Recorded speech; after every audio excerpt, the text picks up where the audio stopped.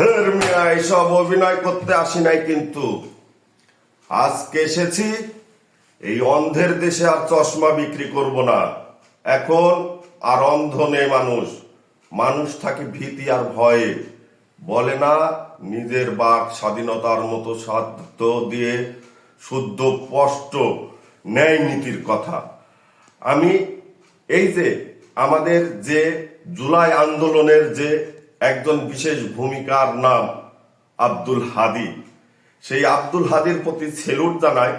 তবে আমার এখানে কিছু প্রশ্ন কিন্তু আসে। এক, আওয়ামী লীগ নিষিদ্ধ হওয়ার আগে নিষিদ্ধ হয়েছিল ছাত্রলীগ। এই আওয়ামী লীগ পতনের মূল কারণই কিন্তু ছাত্রলীগ, এটা দেশ এবং সবাই জানে অন্তর্বর্তীকালীন সরকারের সবাই। প্রথম যুদ্ধটা লেগেছিল ছাত্রলীগ ইস্যুতে।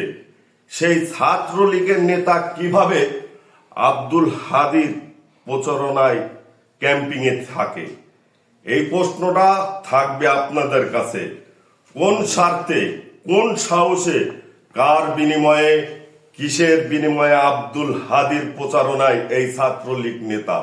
কত অর্থ না কত ডলার সেটা আমরা জানি না। কিন্তু দ্বিতীয় প্রশ্ন, কেন বা মির্জা আব্বাসকে ভুয়া বলে স্লোগান দেয়া হলো? সে তো অন্য দলের, বিএনপি। সে আলাদা একটি রাজনৈতিক দলের একজন প্রেসিডিয়াম সদস্য কিংবা একজন এমপি। তাকে কেন ভুয়া বলে আখ্যায়িত দিয়ে ধিক্কার এবং অপমান করা হলো? পয়েন্ট নাম্বার 3 জানাই। আসসালামু আলাইকুম। আমাদের স্বরাষ্ট্র মন্ত্রণালয়ের যে প্রধান, আপনাকে বলতে চাই, এই একটি কিলার একজনকে খুন করেছে। এই একটি ছোট্ট বাচ্চাকে ধরার জন্য কার টাকা, কোথা থেকে আসে, কেন আসে, কিভাবে আসে?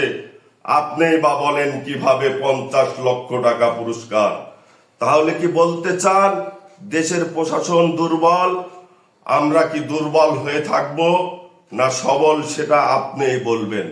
সামান্য ছোট্ট একটি সন্ত্রাসীকে ধরতে কেন আমার রাষ্ট্রের টাকা, আমার গরিবের ট্যাক্সের টাকা আপনি ঘোষণা করবেন 50 লক্ষ টাকা?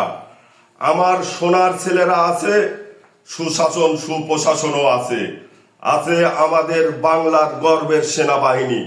তারা ইচ্ছা করলেই পারে এমন কিলার উড়িয়ে দিতে। তারপরেও কেন এত অপচয়, এত ইয়া? আপনি কি বুঝে বলেন না গরিবের ঘামের টাকার কত দাম? এই প্রশ্নগুলো নিয়ে থাকছি আপনাদের সাথে কিছু ভিডিও ক্লিপ দেখানোর জন্য। বিগত 9 তারিখ থেকে আব্দুল হাদীর ভাইকে নিয়ে যে বিষয়টা চলছে, আসলে আমি ছোট জ্ঞানে যেটা আছে সেটা বললে আপনারা বলবেন হয়তো আমি পাগল, না হলে আমি উম্মাদ।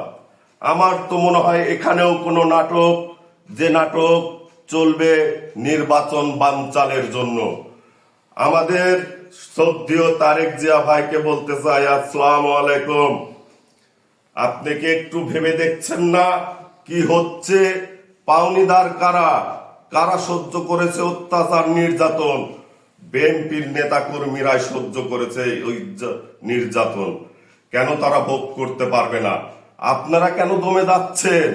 ফ্যাসিস্ট আওয়ামী লীগ, আপনারা না। কেন ভয় পাচ্ছেন? এই বাংলার যে রাষ্ট্রপতি আপনার বাবাও ছিল। আসেন বাঘের মতো উড়িয়ে দিন এই সব ভুয়া ছাত্রদের, যারা আপনার আবু সাইদকে কপি করে। এদের উপরে ভর করেছে আবু সাইদের প্রেতাত্মা, তাই এরা এমন হচ্ছে। আবু সাইদ চাইনি কিন্তু কেমন কিছু, তার কোনো লালসা ছিল না। আজকে এই 5 আগস্ট কেন্দ্র করে যেই সব ছাত্ররা শহীদ হয়েছে, কারোর কি এই চাহিদা ছিল? কারোর কি এই ইচ্ছা ছিল একটু নাবালক বাচ্চারা আজকে ঢাকা সিটির মতো আসনে প্রার্থী হয়ে যায়? রয়ের গুয়ায় ফুটা দিলে রাজনীতি কতটুকু জানে না, 2 কত সেটাও বলতে পারে না। তারা এখন হতে চায় এমপি, তারা চালাতে চায় দেশ। ঠিক আছে, চলুক আর চালান। আর আপনারা বাঙালির কাপুরুষ ভীতু, আপনারা বর্বর জাতির মতো নির্লজ্জ জাতি, 30 লক্ষ শহীদ আর 2 লক্ষ মা বোনের ইজ্জতে যে বাংলাদেশ স্বাধীন হয়েছিল, আজ সেটা কলঙ্কিত হয়ে গেছে। হাহারে দেশ, হায় রে আমার দেশ। আমি বলবো, আমার বলাতে অন্যায় হবে। আমি কোনো পক্ষ না নিয়েছি কোনো দলের সাপোর্ট। এই দেশটা কি কারো বাবার, না আমার, না আপনার, না শেখ হাসিনার, না কারোর, কেউ না। এই দেশটা আমাদের সবার। কেন এককভাবে একজন ব্যক্তির ওপরে সবকিছু গড়িয়ে দেন? সবাই সবার মনে করেন। আমার কথাতে ভুল ত্রুটি হয়ে থাকলে আমি ক্ষমা চাচ্ছি। আজকের মতো আমি সুমন বিদায় নিচ্ছি। Bye bye.